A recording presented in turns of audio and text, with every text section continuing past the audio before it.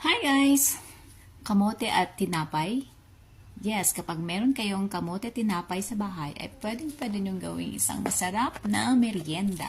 Eto guys, gumamit lang ako ng 1/2 kilograms na kamote. Bali, nilaga ko lang ito at hanggang sa lumambot. And 4 na slices na tinapay lang din. Bali, nag-add lang ako ng gatas para magiging dough siya. So, ayan, pwede nating ihalo ang dough doon sa ating mash na kamote. Yan guys, nilagay ko lang lahat ng ingredients. Since wala akong condensed milk, pwede na rin tayong gumamit ng asukal. Bali, 2 to 3 tablespoon lang po.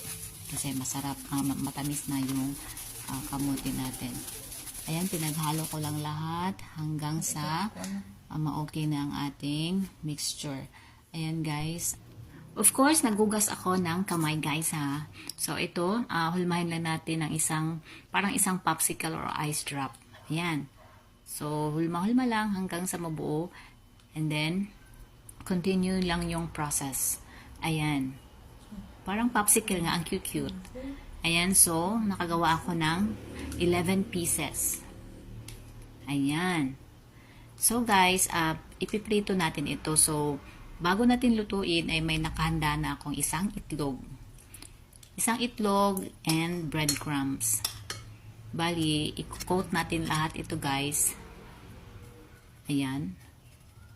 Guys, talagang napakasarap nito guys. And kapag luto na ay talagang super crunchy. Ayan, prepare na lahat.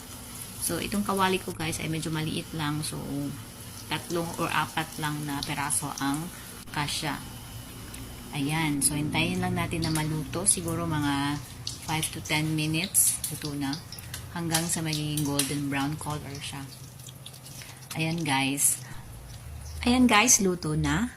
At handa na ang ating kamote tinapay merienda. Bye!